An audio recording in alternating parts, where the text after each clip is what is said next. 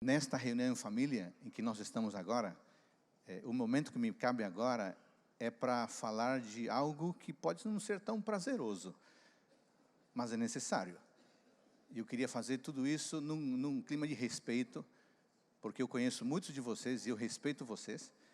E eu não quero também assumir a postura de alguém que vai ensinar, embora eu seja professor a vida inteira, mas eu quero assumir a postura de alguém que vai compartilhar algumas preocupações, justamente nesse tema que foi, acho tão espetacular, a arte a respeito da identidade dos nossos pioneiros. E é por isso que o tema que eu preparei tem a ver com a identidade do adventismo. E eu quero começar lendo um texto bíblico. Se você puder me acompanhar em 1 Pedro, primeira carta de Pedro, capítulo 2, versículo 9. 1 Pedro 2, 9.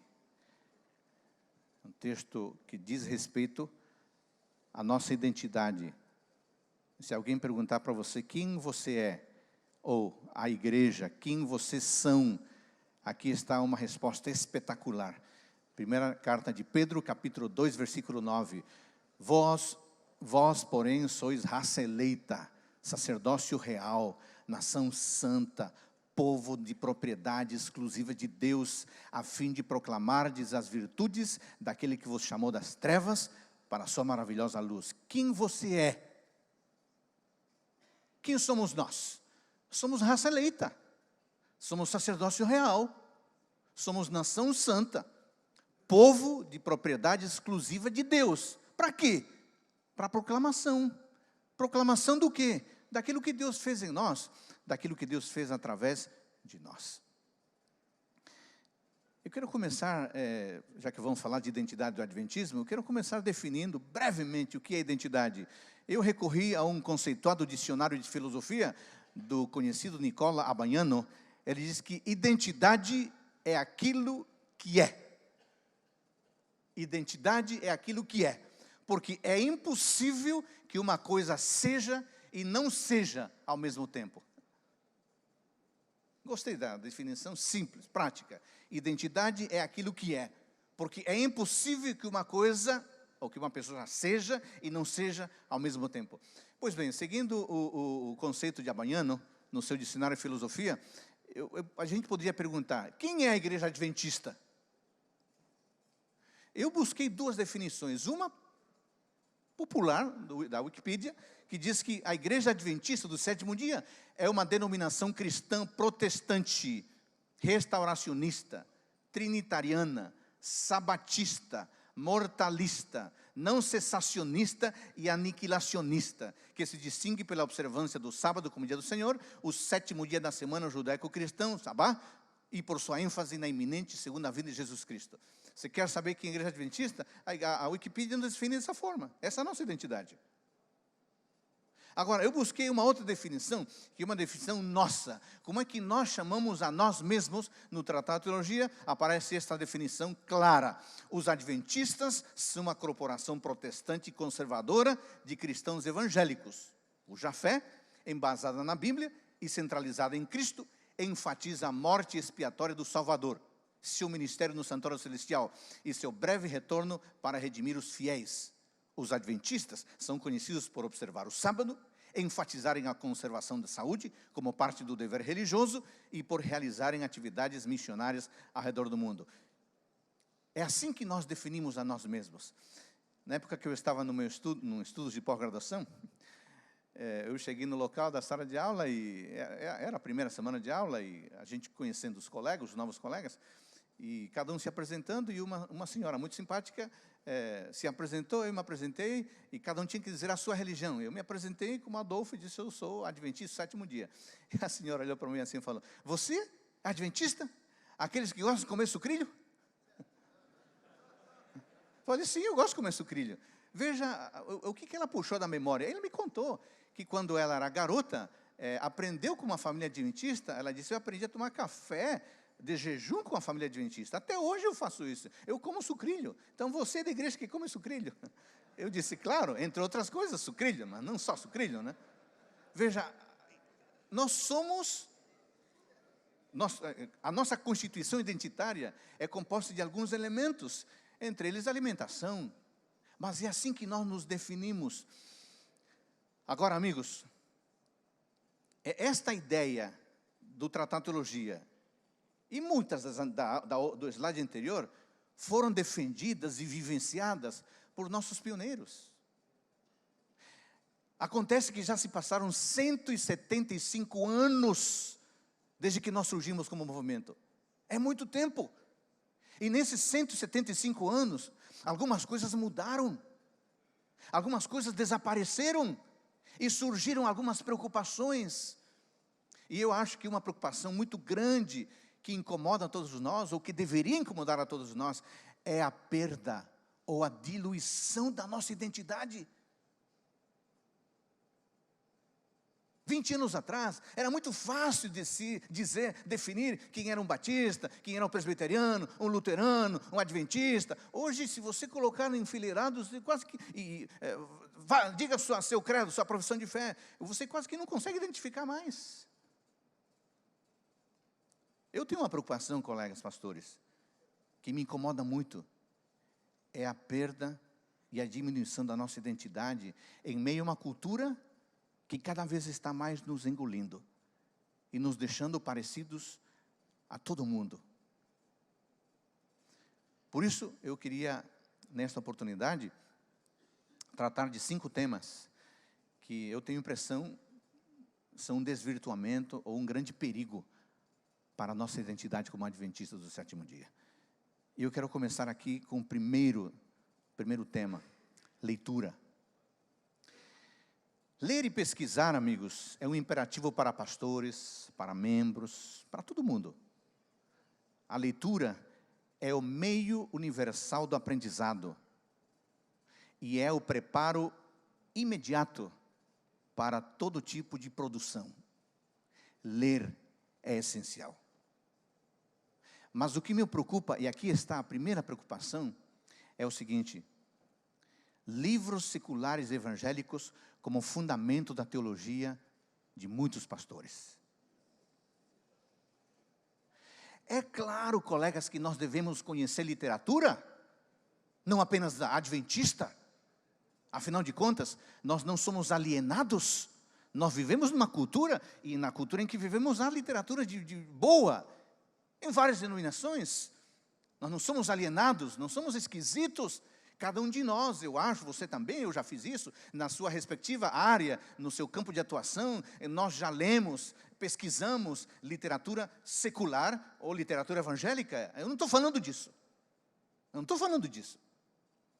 Eu estou falando quando a literatura secular evangélica é tomada como referencial da nossa identidade, como fundamento da nossa visão de mundo, e se torna algo tão essencial que essa literatura secular evangélica passa a se manifestar em nossos textos, em nossos artigos, em nossos sermões, em nossas postagens do Instagram, do Facebook. Você vê pastores que postam de todo tipo de autor, menos adventista e muito menos Ellen White.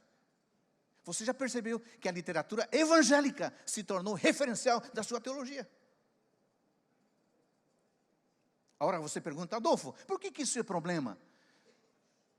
Quando a literatura secular e evangélica se torna o nosso pilar, o nosso fundamento, a base do nosso pensamento bíblico, teológico, sabe o que acontece? Isso significa que a Bíblia, isso significa que autores adventistas, isso significa que Ellen White são colocados de lado. Porque em muita circunstância, em muito tema, não há diálogo entre a literatura evangélica e a literatura adventista. Eu quero destacar aqui 3 pontos nesse sentido. O primeiro, amigos, por melhor intenção que haja na literatura secular, na literatura evangélica, por melhor intenção que haja, lembre, os conceitos que esses livros apresentam, as pressuposições e as finalidades desses autores são muito diferentes dos nossos conceitos, das nossas pressuposições e das nossas finalidades. Por exemplo, um autor secular tem uma visão de mundo muito diferente da nossa, no que diz respeito a Deus, no que diz respeito à família, no que diz respeito a valores, no que diz respeito à espiritualidade, casamento, relacionamento, finança, cuidado do corpo, etc. Essa visão dele ou dela, em algum momento, vai influenciar o meu modo de pensar e a seguir o meu modo de agir. Mas não é só autor secular, não. Uma literatura, um autor evangélico tem uma visão muito diferente da visão adventista, no que diz respeito ao evangelismo, à missão, à adoração, à liturgia, música, dízimos, oferta, oração, leitura da Bíblia, comunhão com Deus, recreação, profecias, estado do ser humano na morte, volta de Jesus, natureza de Cristo. Eles não pensam como nós pensamos, e nós não pensamos como eles. E se nós ficamos lendo essa literatura e tornando essencial a nossa teologia, sabe o que vai acontecer? Em pouco tempo, é essa teologia que nós vamos viver. É essa teologia que nós vamos pregar. Esses conceitos serão incorporados em nossas palestras, em nossos sermões, em nossos estudos bíblicos e em nossas postagens. Um segundo ponto que eu queria destacar em relação a esse tema, essa preocupação, e eu queria deixar muito claro, não é pecado citar autores seculares evangélicos. É claro que não é. Alguns de nós fizemos dissertações e teses referenciando autores não adventistas. Eu fiz isso, mas eu não estou falando disso. Eu não estou falando de você citar ou não citar, não, esse não é o ponto. O ponto é não fazer desses autores a coluna dorsal do nosso pensamento bíblico-teológico. Não buscar neles exclusivamente o alimento para o nosso próximo sermão. O provérbio popular diz assim: diga-me com quem anda e lhe direi quem você é. Eu acho que ele vale para a leitura também. Seria mais ou menos assim: diga-me que você está lendo e eu lhe direi o que você pensa. Ou, diga-me quais autores você cita e eu lhe direi quais ideias você defende. Por isso, colegas pastores, por favor, submetamos os autores seculares, os autores evangélicos, ao crivo da Escritura Sagrada. E em segundo lugar, ao crivo dos livros de Ellen G. White. Lembre que a nossa confiança total e irrestrita é na Bíblia, e não no teólogo, não no sistema teológico, ainda que adventista ele seja. O nosso critério único é a palavra de Deus. E um terceiro elemento nessa preocupação, eu queria pedir uma gentileza para vocês, colegas. Por favor, tenhamos cuidado ao mencionar, ao recomendar autores seculares evangélicos publicamente ou em nossas redes sociais. É muito comum hoje um pastor dizer: estou lendo esse livro, ele posta a capa, posta o nome do autor, uma frase, mas acontece que esse autor não tem um livro. O livro faz parte de um pacote maior que se chama teologia. Será que você está referenciando apenas o livro ou você está referenciando o autor? Imagine você, e eu vou falar de um exemplo real, não é hipotético. Imagine você o impacto de um teólogo quando ele diz assim: Nietzsche está certo quando ele diz isto. Ou imagine o impacto quando um teólogo adventista diz assim: o nihilismo tem fundamento nos evangelhos, e eu vou provar isso. Até você explicar o que você queria dizer, a pessoa não escuta mais. Ela só escutou a primeira frase, acabou. Você não consegue explicar mais. E ela vai tuitear não a frase completa, só o que interessou a ela. Amigos, por favor, tenhamos cuidado em recomendar literatura. E tenhamos certeza de que essa é uma boa literatura. Uma segunda preocupação que quero, aliás, antes de ir para a segunda preocupação, eu queria que você pensasse nisso aqui. Que tipo de literatura tem sido a minha leitura principal? A minha referência teológica? Voltando para casa, dê uma olhada na sua biblioteca. Que livros você tem? De qual escola teológica são eles? De qual escola ideológica? Qual é a teologia dos seus autores preferidos? Bom, eu vou ao segundo tema. Púlpito. Colegas, no passado, nós tivemos muitos pregadores de peso, de tradição, mas na atualidade, eu acho que nós estamos passando por esse desafio aqui, empobrecimento do púlpito adventista. Infelizmente, colegas, em muitos púlpitos, especialmente os púlpitos sabáticos, a mensagem adventista deixou de ser uma declaração e tornou-se apenas uma proposição. Deixou de ser uma revelação e tornou-se apenas um aconselhamento. Deixou de ser um assim diz o Senhor e tornou-se um eu acho, eu penso, a minha ideia é. Deixou de ser uma explanação sobre Deus e seu reino e tornou-se uma contação de anedotas que em nada edificam. Em muitos púlpitos adventistas, deixou-se de lado a contundência e a urgência, preteridas pela conveniência e pela contextualização. Essa é a palavra do momento, contextualização, relevância. E em nome disso, sabe o que acontece? Temos medo de falar a verdade absoluta e a trocamos pela verdade circunstancial, e o que era perene virou cultural. Trocamos as referências e os fundamentos bíblicos de Ellen White por citações de especialistas.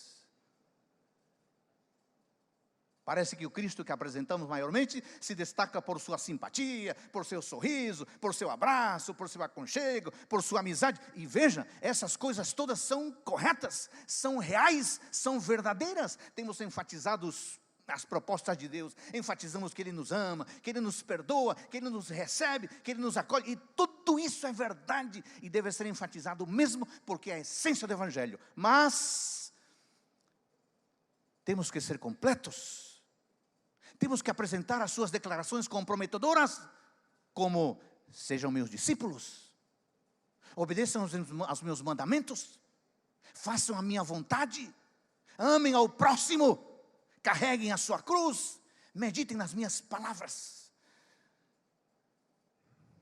Queridos pastores, o púlpito não é um lugar para apenas apresentar as ações de Deus e como isso nos faz sentir-nos tão bem. O púlpito é também um lugar para enfatizar o que Deus espera de nós e como isso nos fará pessoas mais maduras, mais santas e mais preparadas para a cidadania celestial. Colegas, precisamos revitalizar nossos púlpitos com sermões bíblicos, que sejam cativantes, que sejam tocantes, que sejam interpelativos, resultados de horas de reflexão, de horas de leitura. Precisamos revitalizar nossos púlpitos com sermões que despertam a igreja, que comprometam as pessoas para uma vida diferente e que convidem para a missão. Precisamos revitalizar nossos púlpitos com sermões poderosos, com sermões entusiastas, como os sermões de João Batista. Ellen White diz que João Batista falava palavras que tocavam fundo no coração das pessoas, e as pessoas ficavam tão tocadas, as multidões reagiam com convicção, a ponto de perguntarem assim: e agora, João? Cremos em tudo o que você falou, mas agora, o que vamos fazer? E João tinha a resposta na ponta da língua: quem tiver 2 túnicas, reparta com quem não tem. Quem tiver alimentos, faça da mesma maneira. Lucas 3, 10 e 11.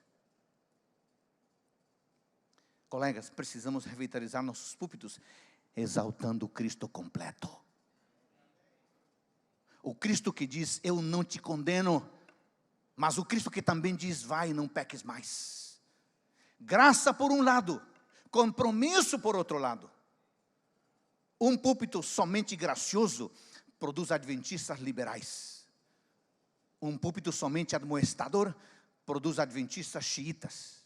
E nós não somos nem liberais e nem xiitas. Nós somos discípulos. E o discípulo é seguidor que recebe a graça para viver em compromisso.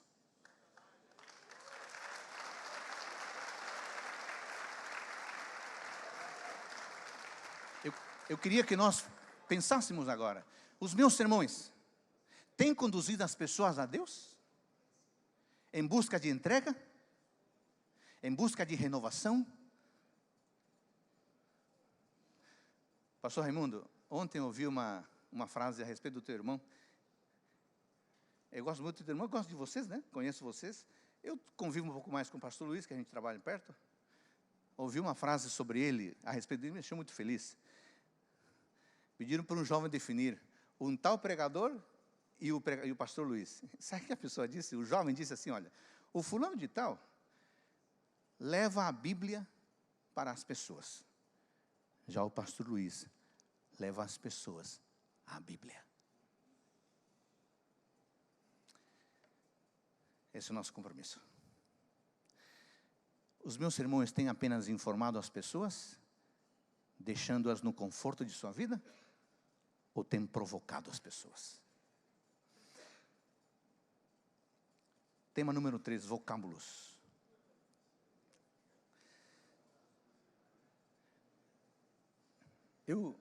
Esta talvez seja a parte mais assim, sensível da minha apresentação. Mas eu queria que vocês me ouvissem com atenção para saber exatamente o que eu vou dizer. Porque a minha preocupação é esta, ó. O uso de termos seculares e humanistas para expressar atividades e conceitos supostamente bíblicos. Deixa eu me explicar. Alguns pastores e membros de igreja beberam tanto do linguajar secular e humanista que certos vocábulos comprometedores ideologicamente e teologicamente falando foram incorporados no seu vocabulário com total naturalidade. Falam, daqui a pouco nem percebe mais do que estão falando. Há vários desses vocábulos. Mas eu não tenho tempo para analisar vários deles, eu quero analisar apenas 2 que estão conectados. Coach e coaching. Eu já ouvi, colegas, mais de um pastor e membro de igreja dizer, eu sou coach. Eu já vi oferecimento de coaching para públicos adventistas. Você é formador de opinião, você é um intelectual. Você tem que ouvir as coisas e refletir. Foi o que eu fiz algum tempo atrás. Eu pensei, será que está correto dizer eu sou coach? Será que está correto dizer eu sou coaching? Antes de fazer uma breve análise desses 2 vocábulos, permita-me dizer e deixar claro o seguinte. Na realidade sul-americana, mas especialmente na realidade brasileira, as palavras coach e coaching estão repletos de ideologia e filosofia que não combinam com o pensamento adventista. Na Europa pode ser diferente. E nos Estados Unidos pode ser diferente. Mas no Brasil, coach e coaching vem num pacote ideológico muito forte. E eu quero provar isso, ainda que seja brevemente.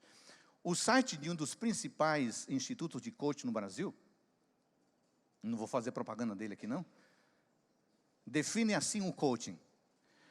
O coaching é um processo, presta atenção, o coaching é um processo definido como um mix de recursos que utiliza técnicas, ferramentas e conhecimentos de diversas ciências, como administração, gestão de pessoas, psicologia, neurociência, linguagem ericksoniana, recursos humanos, planejamento estratégico, entre outras. A metodologia visa a conquista de grandes e efetivos resultados em qualquer contexto, seja pessoal, profissional, social, familiar, espiritual ou financeiro. Agora, a pergunta é, como é que ocorre a operacionalização desse mix de recursos? No mesmo site está explicado o seguinte, conduzido de maneira confidencial, o processo de coaching é realizado através de sessões, onde um profissional chamado coach tem a função de estimular e despertar em seu cliente o seu potencial infinito, para que este conquiste tudo o que deseja. Potencial infinito. Para quê? Para que este conquiste tudo o que deseja. Eu fiquei impressionado com a clareza. Eu poderia parar por aqui, mas eu quero avançar um pouquinho. Eu fiquei me perguntando, que tipo de potencial infinito pode haver num ser finito como nós? Eu me perguntei, por que no coaching se fala de... Eu estou falando da realidade brasileira, eu sei que fora pode ser diferente. Por que no coaching no Brasil se fala de potencial infinito? Por quê? Eu não dou conta disso, eu sou finito. Por que eu quero um potencial infinito? Outra pergunta. Em que tipo de filosofia ou de ideologia pode haver conquista de potencial infinito em vidas finitas? Fala para mim, não precisa responder. Fale para a sua mente. Você já sabe o que. Colegas, eu não consigo ver este tipo de abordagem no pensamento bíblico. Para que este conquiste tudo o que deseja. Gente, será que estamos falando aqui de um tipo de onipotência? Que eu saiba, tudo o que deseja só pode ser conquistado por Deus. Eu não posso ter, não consigo ter tudo o que eu gostaria e nem faz bem. Agora, quando eu coloco em mim, ou em ferramentas, a possibilidade de aplicá-las e conquistar tudo o que desejo, eu lhe pergunto, será que não estaria eu tomando o lugar da onipotência divina, tentando competir com Ele? O Senhor não me dá, mas agora eu tenho técnicas e eu vou conseguir tudo o que eu gostaria. E no final das contas, para que eu preciso de Deus, se eu, Adolfo, posso ter tudo o que eu gostaria? E tem mais um problema ainda. Se eu posso conquistar tudo o que eu desejo, onde entra a vontade de Deus? Onde entra o desígnio de Deus para mim? Se eu posso conquistar tudo o que eu desejo. Aí alguém diz assim, não, Adolfo, mas acontece que eu estou praticando o coaching espiritual. Pois no mesmo site do maior instituto brasileiro de coaching, diz assim, o coaching espiritual não tem ligação com religião, com doutrina e crença, não tem. O coaching espiritual tem como foco proporcionar o equilíbrio entre a paz interior do indivíduo e com o universo em si. Eu não sei o que significa isso, viu? Equilíbrio entre a paz interior do indivíduo e o universo em si. Eu não dou conta de mim mesmo, vou dar conta de ficar em paz com o universo? Aí a definição continua. A metodologia age de dentro para fora, atuando nas questões internas da pessoa e no seu autoconhecimento. Portanto, as palavras não são minhas, são desse instituto mais famoso do Brasil. Portanto, o coaching espiritual auxilia o ser humano a identificar suas crenças e valores, a reconhecer a sua missão e propósito de vida, a acreditar em si mesmo, a ter amor próprio, a superar limites e assim deixar um legado positivo, seja em âmbito pessoal ou profissional. Gente, eu não sou ingênuo. A minha esposa é da área de psicologia também, doutora.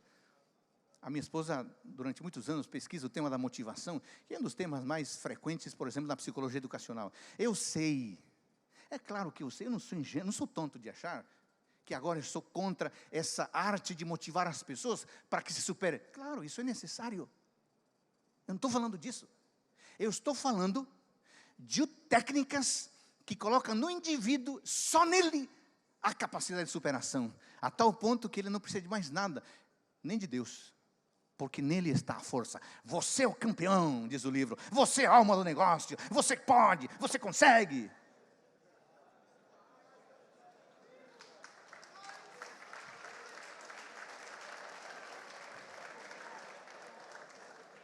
Aí, eu encontro no Evangelho de João, colegas, no Evangelho de João, uma afirmação do próprio Jesus, dizendo assim, ele diz assim, Jesus diz assim, eu não posso fazer nada de mim mesmo, senão pelo Pai.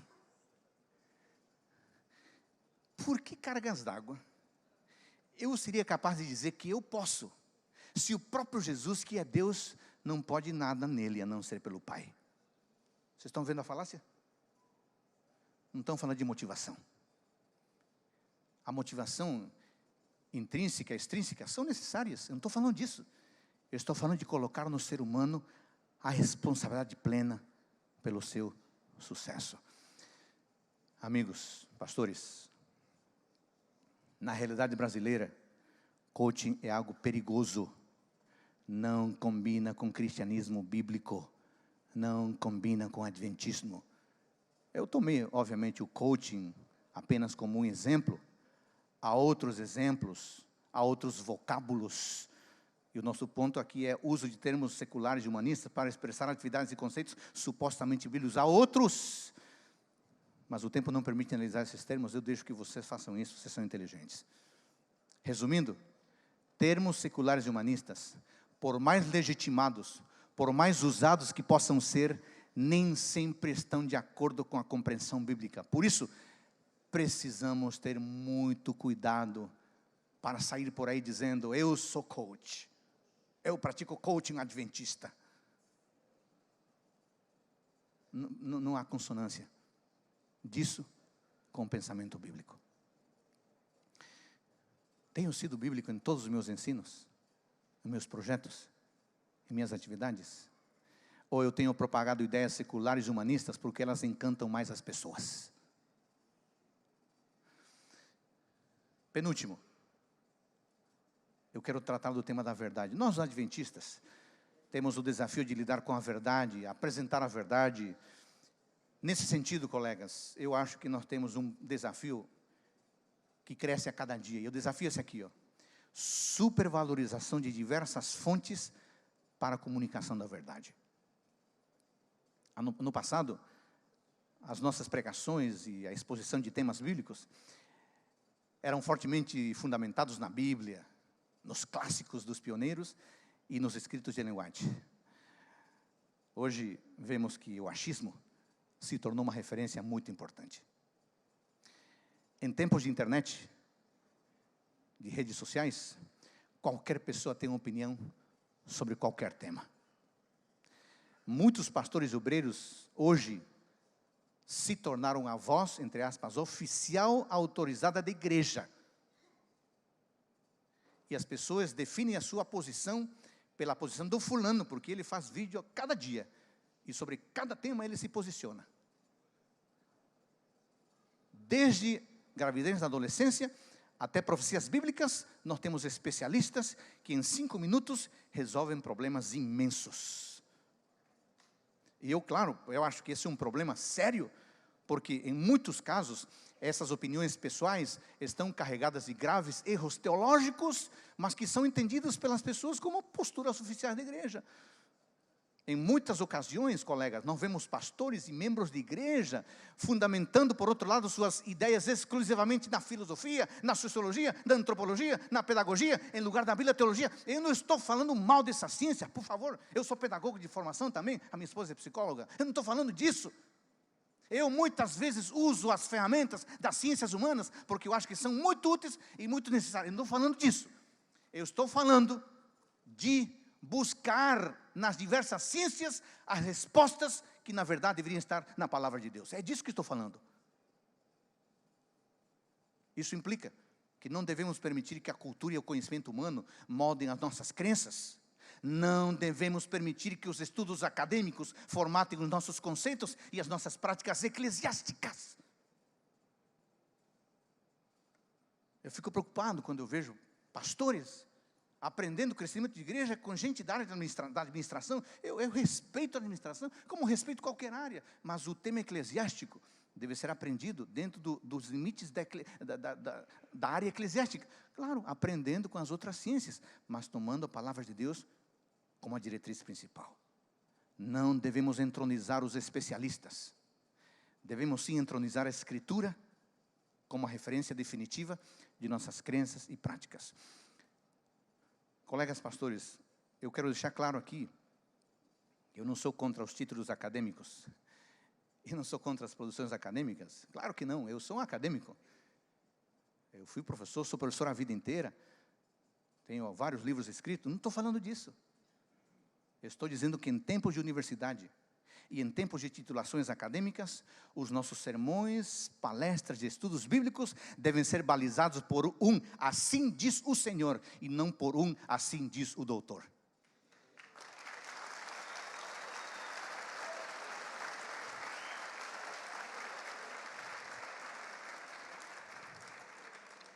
Para a gente pensar, Meus sermões, palestras e seminários têm sido fundamentados no assim diz o Senhor? Ou têm sido legitimados por um assim diz o doutor?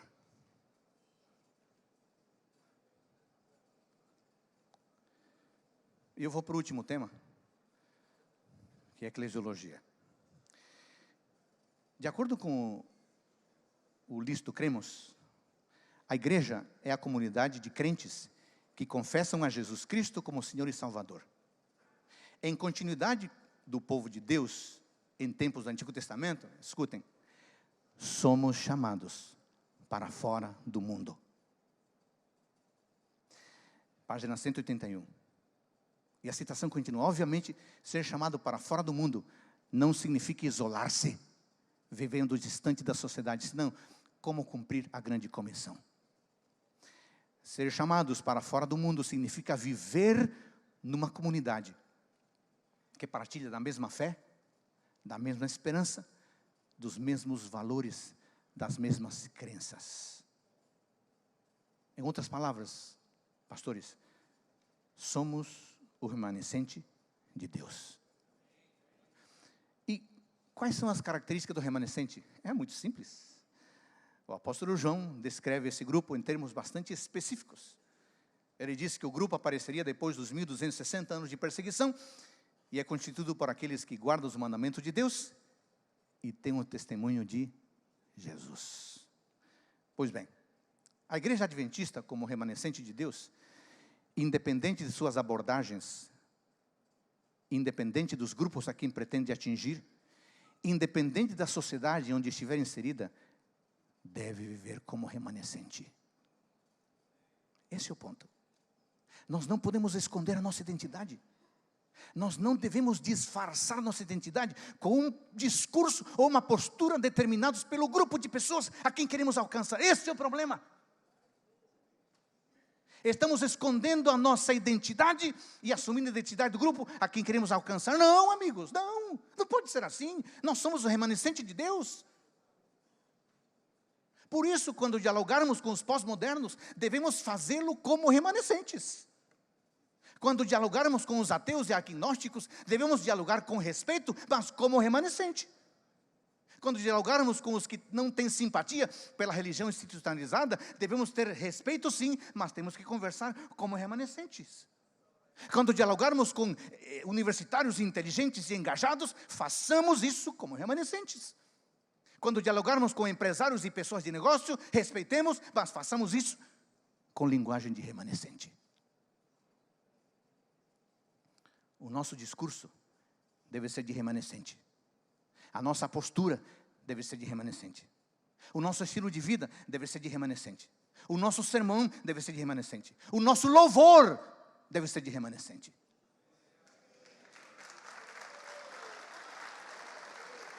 Nesse sentido, eu tenho uma preocupação, que é o surgimento de grupos, movimentos, comunidades ou igrejas, adotando elementos seculares como ferramenta de evangelismo. Pastores queridos, eu não vim aqui para ensinar nada a ninguém. Muitos de vocês têm bem mais experiência do que eu e conhecimento. Eu estou partilhando, como disse no início, preocupações. Mas eu vejo que surgem grupos na igreja adventista que querem um tratamento diferente, sob o argumento de que querem alcançar grupos diferentes.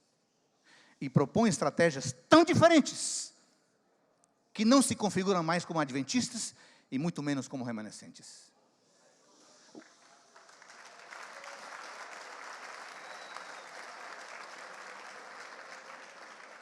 O que tem ocorrido, colegas, é que muitos desses grupos se especializaram tanto em falar os pós-modernos, por exemplo, que no final são pós-modernos. E alguns usam o argumento da missão encarnacional, alegando de que Cristo se encarnou e que por isso nós também devemos encarnar a cultura, mas se esquecem que Cristo se encarnou, sim, mas não deixou de ser Deus. Cristo não se deixou moldar pela humanidade, a qual alcançou. Ao contrário, Ele transformou o mundo como ninguém mais o fez. Dias atrás, eu assisti a um culto pela internet, ao culto de domingo de uma comunidade, dessas comunidades que pretendem alcançar pessoas pós-modernas. Eu fiquei estupefato. O sermão era pós-moderno, o pregador era pós-moderno, a liturgia era pós-moderna, o ambiente era pós-moderno, a calça rasgada era pós-moderno, tudo era pós-moderno.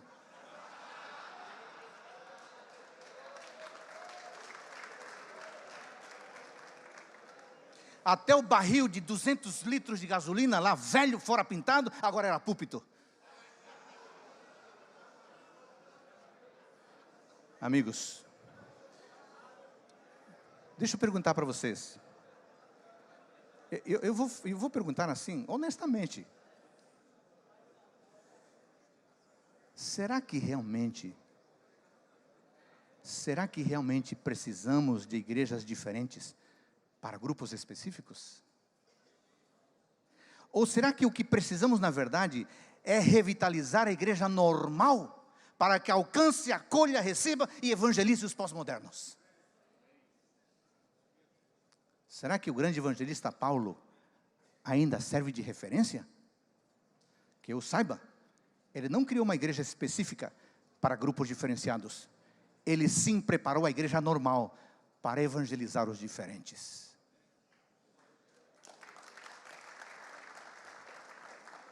Por favor, não me entenda mal. Eu não sou ingênuo. Eu sei que um erro crasso é tratar igual quem é diferente. Eu sei disso.